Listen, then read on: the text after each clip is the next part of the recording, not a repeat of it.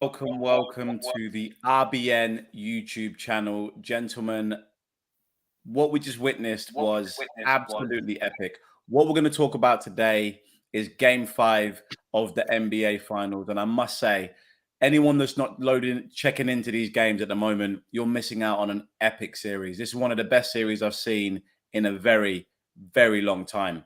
So I'm your host with the most, JJ. I'm joined today by DZ, who's been watching the NBA for a significant amount of years. He's a massive Duncan fan, even more so than he is a LeBron hater. I'm also joined by my boy Matt.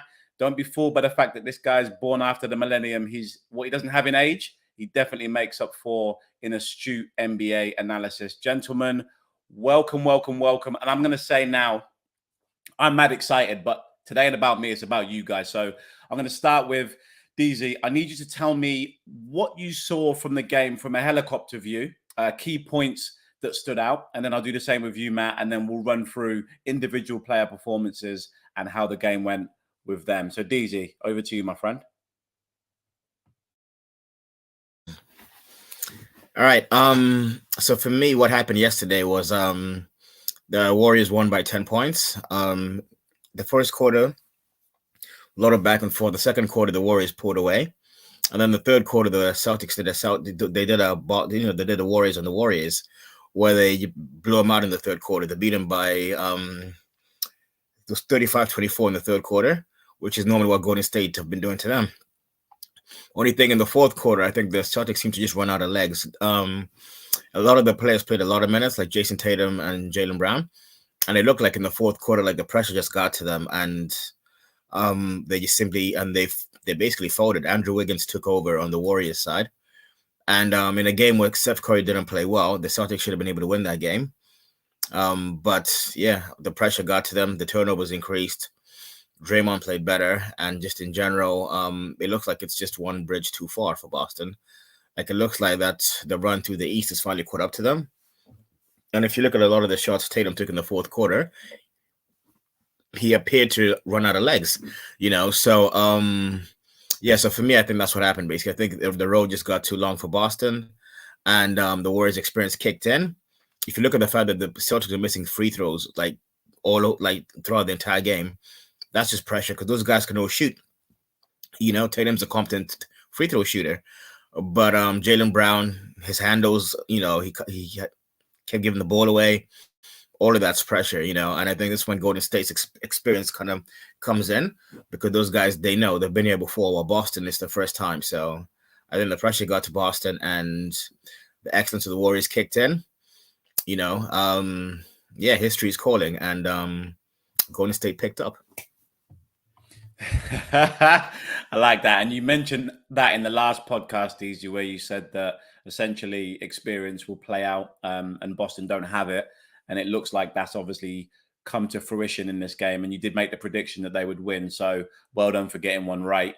Matt, other than the experience and the legs tiring out in the end of the game, what did you see from this game that the Golden State Warriors did that led to a win, or what Boston didn't do that led to a loss?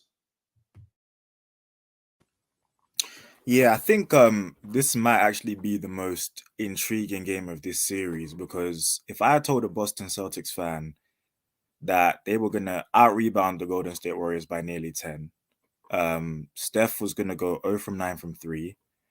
The Warriors at one point during the game was going to miss 14 three-point shots in a row, and that the Celtics were going to blitz the Warriors in the third quarter like the Warriors usually do to other teams. Celtics fan would probably told me that it will probably be their biggest win of this series, but that wasn't the case. And I think the main thing that stuck out to me was the defensive strategy from the Celtics. And I've been bringing up the whole fact about the drop coverage that the Celtics have been playing on Steph. And Ime Udoka, the Celtics coach, he said something after game 4. He said that Steph getting 43 is going to grab the headlines, but he actually thought they did a good job defensively to win the game. It's just that offensively, down the stretch, their execution was bad. And so it got me thinking, I actually think Udoka's played a game of chess in this series. He's almost said, you know what? The Golden State Warriors are an extremely talented offensive team because they move the ball well, and obviously they've got the lethal shooting of Steph Curry. I'm going to pick my poison. I'm going to make them become Steph-centric and eliminate the kind of ball movement that they carry out, which gets other players involved. And we're going to see if we're going to force Steph, almost bait Steph into shooting every time he's on a pick and roll so that the other guys kind of go cold, and we'll see if that's enough to beat us.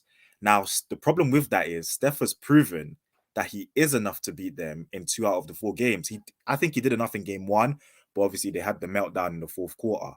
But I think Udoka probably thought, you know what? Steph has proven that he can do it in 2 out of 4 games. But this is game 5. You know, the pressure is high.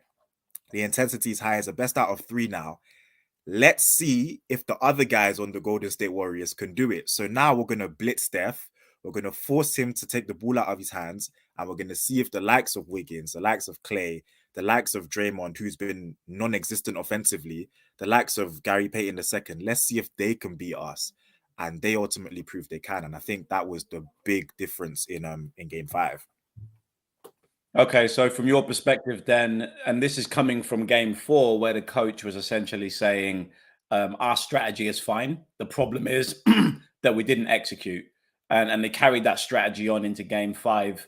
And unfortunately, it didn't play out. And the view was, we're going to let Curry do what he needs to do, but we're going to make sure that the other team, the other players won't step up. And they did do that. So on the subject of other players stepping up, I'm going to move across to DZ. DZ, based on what Matt was saying in regards to the strategy or in terms of shutting down Steph and making other players play well, who stood out for you on the Warriors this game? And what was it that they did that made them so effective on the offensive or defensive end? All right. So for me, yesterday was the Andrew Wiggins game. You know, he had 26 points, 13 rebounds, and he was able to slow down Tatum tremendously in the 4th quarter. And he made everything that Tatum did difficult yesterday. And I think he was the star for the Warriors. You know, Steph Curry had an off shooting night. He went 0 for 9 from 3. He had 16 points. He's still averaging 31 points for the series, mind you. But he definitely had an off shooting night yesterday. And Andrew he stepped up. You know, he's a former number 1 pick. He got drafted by the Cavaliers, traded to Minnesota for Kevin Love. And I think the presumption was he was going to be a number 1 guy in terms of being the focal point in the offense. But some people just aren't able to handle that type of pressure, you know, on the championship team. So this seems to be the best role for him, where like he's like the 3rd or 4th best player. And if he's your 3rd or 4th best player, then you got a championship team, as he showed yesterday, because he can step up, you know, when the moment calls. You know, he can shoot, he can kind of get to the basket. He's got the mid-range, and he's got the size and athleticism as well, because he's still in his 20s. Stephen Clay and Draymond are all in their 30s. He's still in his physical prime. So he's able to stay with Tatum, you know. So, and that's what he did yesterday. His effort on the defensive end was tremendous, you know. So I think he had an unbelievable game, 26 and 13. He had a very good game 4 as well, when he had 15 rebounds. So yeah, he's had 2 very, very good games, and he's been crucial to them. I think Draymond Green played better yesterday as well than he has previously. He was a lot more aggressive and he's a lot more effective offensively. Hence why he got more minutes. He wasn't benched as much yesterday. And Gary Payton Jr., I think 15 points, which was tremendous from him as well. Jordan Poole hit a 3-pointer at the end of the 2nd quarter that appeared to kind of break the Celtics a little bit, which he's done twice now, you know, like the buzzer beater. And I think he's gaining in confidence as well, starting to find his niche and the ways that he can affect the game. But I think the key component yesterday was Andrew Wiggins, you know. And if you look at, there's a part of the game where he breaks away and he gets into the paint and he has a massive dunk and he's pounding his chest after, and he's kind of staring at Jason Tatum for just a brief second, not long enough to get a technical, but he lets him know that, like, bro, I'm here, you know. And the Warriors bench goes crazy. And after the game, was asked about it, and they said, "Oh, what happened, you know, during that dunk?" I said, that was basically us just saying to the Celtics, we're here and we're not going anywhere. And so yeah, I think it was Andrew Wiggins, and I think the Warriors have got that as they say from Rocket, they got the eye of the tiger. And yeah, I think from here you're showing your age there, DZ. Yeah. You could have quoted Creed or something, but you go. Yeah, the Rock. Yeah, the Warriors have got the eye of the tiger, So I think Andrew Wiggins yesterday had the game of his life, Really happy for the guy, but I think he was the difference. Okay, so look, anyone that's watching this show and isn't aware of what a number one pick means, essentially in the NBA, you've got 30 teams and each team's got 15 players. And every year they have an influx of new players coming from different places, whether it's the G League, which is like Division One, you've got the college players, which are a bit younger, and you've got international. And the worst teams in the league often pick higher up. Sometimes they pick the first player. Now, for context, for those of you who may understand basketball but not follow it massively, number one picks in the past include the likes of Magic Johnson, who's one of the best point guards ever, LeBron James, one of the best small forwards ever, Kareem Abdul-Jabbar, one of the best centers ever, and Tim Duncan, one of the best power forwards ever. And within those four players alone, you've got 20 rings. On the flip side, though, you do have number one picks that don't live up to the billing. The likes of Joe Smith in 95, the likes of Anthony Bennett, Markelle Fultz, and Michael Olowokandi. And the reason I reference this is because Andrew Wiggins is a number one pick that it's hard to place where he fits. And Matt, I want you to answer two questions for me. The first is, why is it that he fits so well within the Golden State Warriors unit? And how do you see him potentially growing within that role as those players start to age out, as DZ was mentioning? Yeah, I think the thing about being a first overall pick is that you're expected to basically be the driving force of winning within a franchise. That's what the franchise drafts you at number one for. And I think when he was at the Timberwolves, I just think he didn't have the mentality to kind of be that guy. But with the Warriors, he doesn't have to necessarily be that guy. He's not the guy that that coaches are coming up with defensive strategies for. He's almost benefiting off the attention that Steph and Clay get. And I think that is one of the main reasons why he's been able to fit in so seamlessly with this Warriors team, because he's not expected to be that guy. He got 26 and 13, and we're eulogizing about it because we didn't expect it from him. Whereas if Steph was to get, 26 and 13 as 26 points and 13 assists, for example, we would be like, you know what, that's what we expect from Steph Curry. So because the expectations on him aren't as high, and now he can focus on just doing key things that propel a team to win, such as taking on tough defensive assignments, such as guarding Luka Doncic, guarding Tatum. He can focus on crashing the boards, being like a huge rebounding presence. And so I think because he's not the number one guy and he doesn't have all the expectations that comes with being the number one guy, I think he's been able to fit in so well with the Warriors. Thanks, Matt. And you mentioned expectations being the caveat there. And let's move our attention then to a player who has essentially the weight of the world on his 6'3" wiry frame, Steph Curry. He had a game of the ages in Game 4. Again, you guys know I'm a massive LeBron fan, so Curry's taken a number of rings from him, but I can sit back and appreciate this guy is absolutely phenomenal. However, for this game, Game 5, he didn't play so well. And DZ, I want you to tell me a little bit about what you saw from that game that could help us to understand why he didn't have a follow-up from Game 4. So, number 30, Steph Curry. So his game yesterday, he looked like he was a bit tired from the other night when, because if you go back to Game 3, he had the injury at the end, and then they'll speculate whether would he play in Game 4 or not. They said he was able to play, and he played really well. But it looked like, so at the start of the game, he was playing in the he was playing within the offense. So he's letting everyone else kind of get theirs and he's very relaxed about it. And then when we began to shoot more and more, his 3-point shots was off. They weren't even close, some of his shots. And I think what it was, the exhaustion from Game 4, carried into Game 5, because he's also they're targeting him on the defensive end as well. So I think that factors into it. But if you look at the fact that his overall game was actually quite good, he had 8 assists, he had 16 points. He didn't have as many points as he normally gets.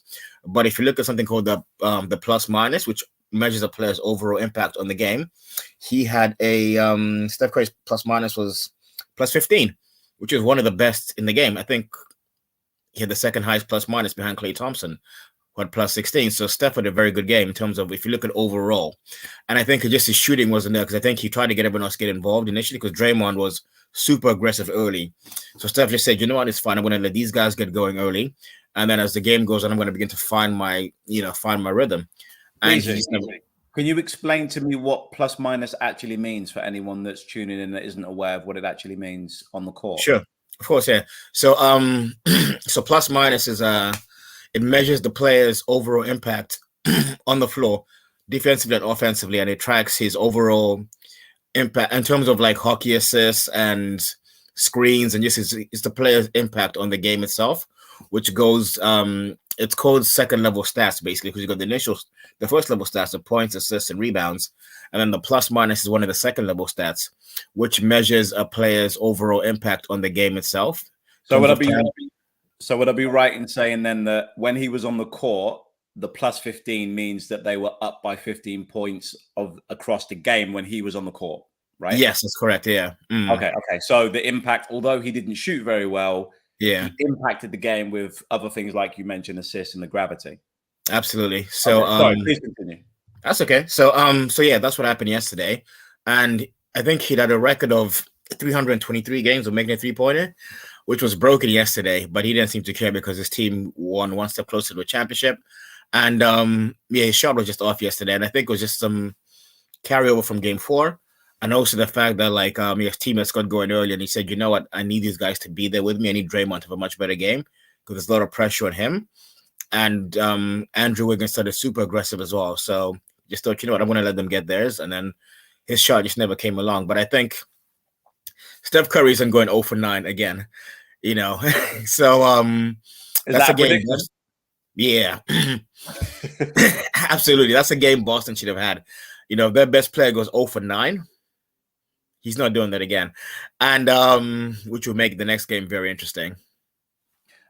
Thanks, DZ. So what we're saying is essentially injuries, fatigue, and overall sort of carrying the load is having an impact. But at the end of the day, the bottom line is his team are delivering and his presence is helping them to achieve what they need to achieve, which is fundamentally why you're there. Matt, in your description of the game, sort of from a helicopter view, you mentioned a few things around the strategy that Boston are employing and how they've been performing. Based on what you saw, you referenced certain key points like Steph Curry not shooting well, a number of turnovers and other elements. If you were a Boston player now or the coach, how would you be feeling and what would you be saying to your guys after this Game 5 loss? And I'm putting you on the spot as a coach of an NBA team when you have no coaching experience. So you go for that one, Matt. Yeah. I think the change of defensive strategy from the Celtics kind of rattled Curry a bit because I think if Curry had played the way he played throughout games 1 to 4 and he was getting blitzed but yet was still able to put up those numbers, I don't think game 5 would have been, I don't think he would have had as bad of a game as he did in game 5. But I think just the switch up in defensive strategy from the Celtics, I think it kind of rattled him a bit. And so for that reason, I think that's why he shot poorly. I think the fact that they were blitzing him, they weren't giving him as much space to get his shot off. His shot got blocked a couple of times. So if I was Ime Udoka, I would test the waters again. I would see if the likes of Wiggins, the likes of Jordan Poole, the likes of Gary Payton, I would see if they can turn up again. I would dare them to turn up again. I would continue getting the ball out of Steph's hand because at the end of the day, he's shown us that he can beat us in 2 out of 4. And the others have only shown us that they can beat us in 1. So I would test the waters again. I would dare them again if I was the Celtics. Okay, and let's pretend that you're Ime Udoka at the moment and you're married to Nia Long. And for those who don't know who she is, that's Jordan from The Best Man. So yeah, he's killing it on both fronts. Let's pretend you're him for a second and stick with your team. What would you be saying to Jason Tatum? Because from what I saw in this game, he had a good shooting percentage, but didn't necessarily have a great game.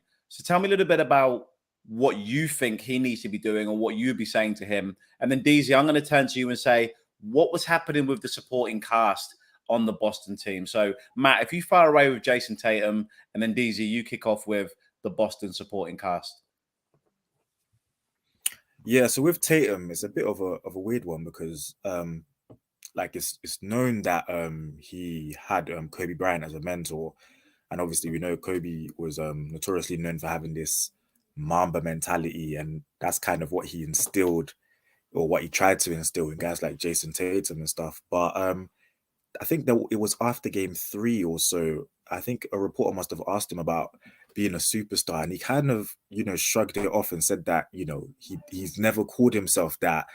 And I think the kind of attitude that he displayed in answering the question, we kind of saw it in the first quarter of game 1.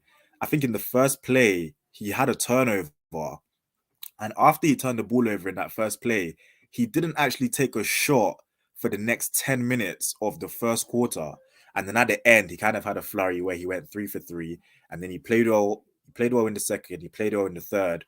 But then when it got to the fourth, Andrew Wiggins was kind of getting up into him, contesting his shot, and he rattled him so much that towards the end, Tatum was actually shooting air balls. And I think what I would tell Tatum is he just needs to kind of read the defense well. He's played the Warriors now 5 times.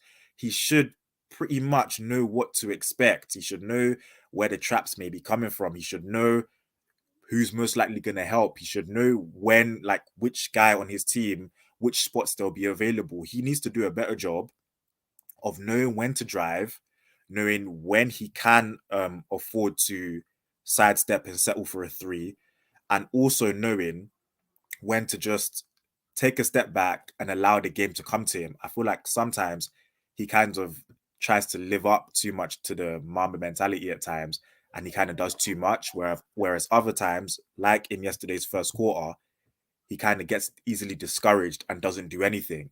So I think just finding the balance in his game, I would just try and encourage him to find the balance in the game, let the game come to him, and don't try and force anything too much, because he has got very capable guys on his team, as DZ's going to talk about. Okay, coach. So look, I hear what you're saying, and let's pretend I'm Tatum. I'm happy with your suggestions. I think I shot pretty well, but I do need to let the game come to me. But I need my other guys to step up. And DZ, you're the coach. Talk to me. What's happening with the guys who are not playing well? The likes of Horford, the likes of Derek White, and others. What's going on with them, and what do we need to do to improve that? All right, so I want to start with Robert Williams, the Celtics center. If you look at game 3 at the end, he went down. He looked like he hurt himself, and he was very ineffective in the fourth quarter. So the speculation of whether they'll be able to go for game 4 or not. And he's been injured since the start of the series, but it looks like it's getting worse. Because if you look at the fact that Steph Curry and a lot of the Warriors seem to have their way in terms of in game 4, like in the paint, even with him being on the floor. I noticed yesterday as he was going back up the floor, and it looked like he was really struggling, like he's literally limping up the court, and then when he gets to the court, he's able to get through the pain and just kind of get to the possession. But he's not been himself, which has allowed people like Wiggins to own the boards basically, and or at least get more rebounds than they normally would. Like Steph Curry's in a big rebounder, but he had a lot of rebounds in game 4. So I think he's gonna have to try and find somewhere to play, to play better and to be more like himself. Because if you look at up until one of the Celtic staffers actually said that he was the best player up until halftime of game 3. Because he'd been dominant on both ends, blocking shots, scoring points, rebounds, and then the injury happened, and he just wasn't the same after that. I think he had 1 rebound in the fourth quarter of game 4, and he played most of the fourth quarter, and he's a big man. That can't happen. So I think they have to hope that he begins to feel better.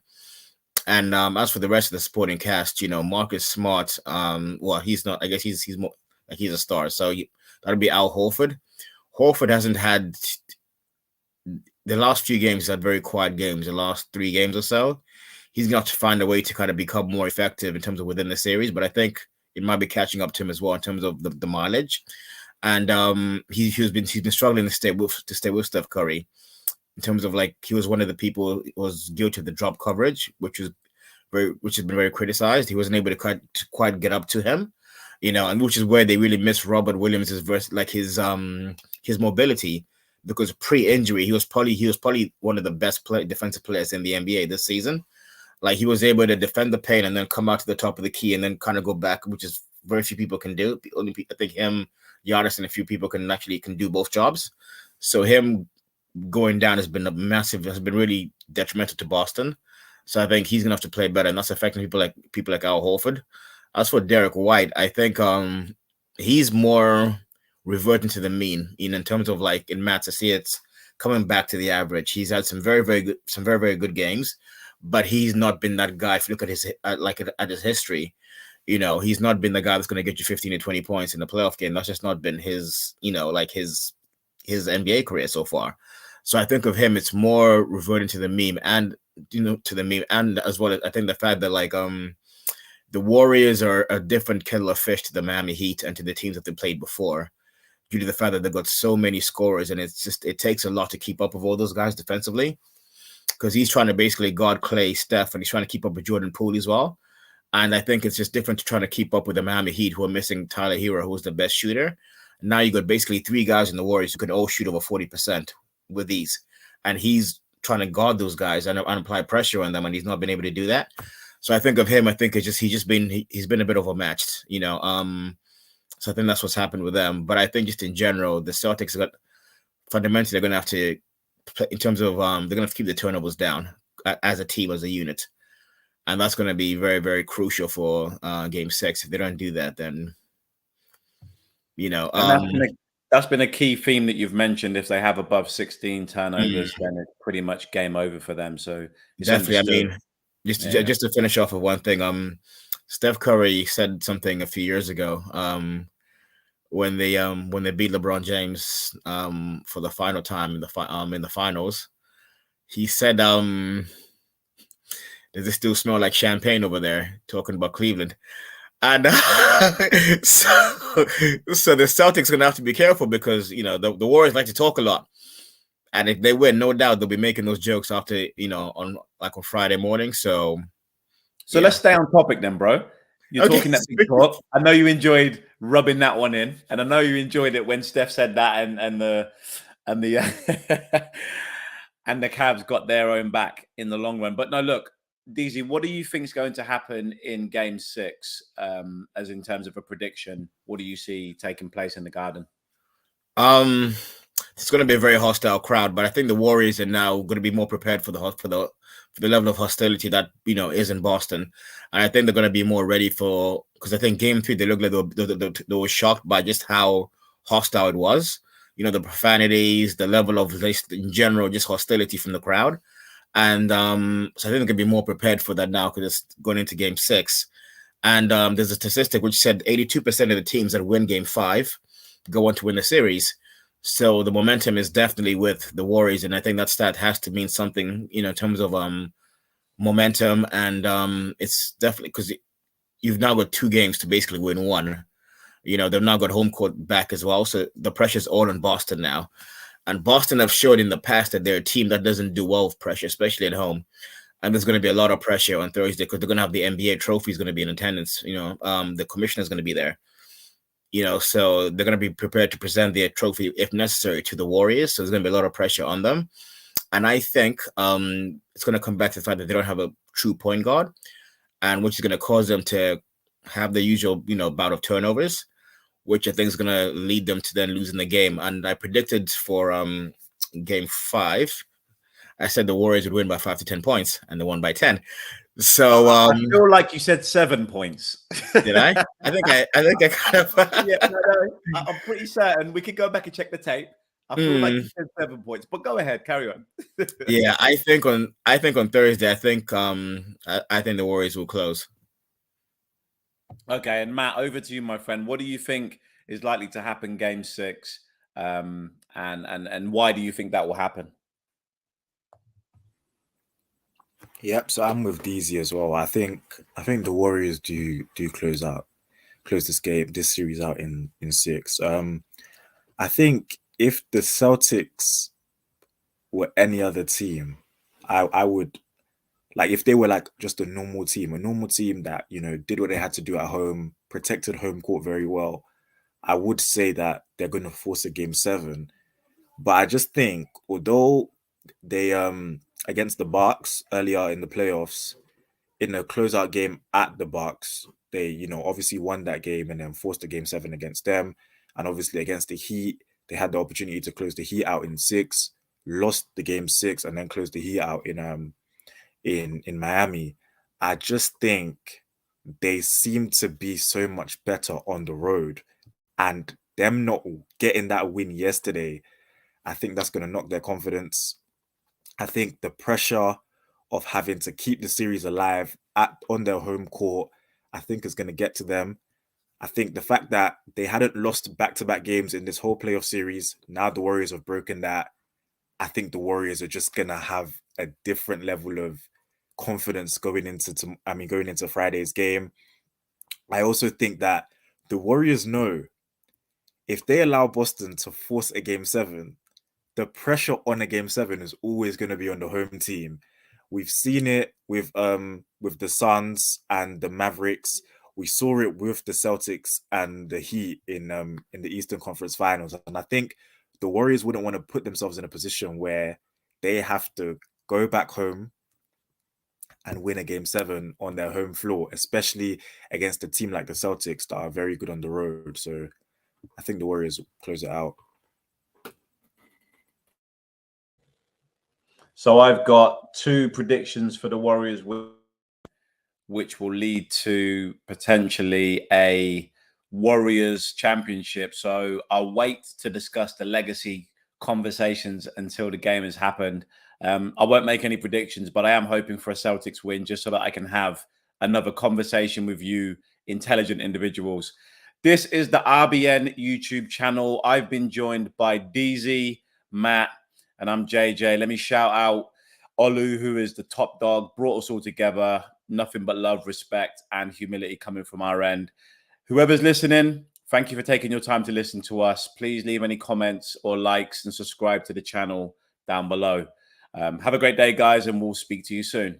Signing out.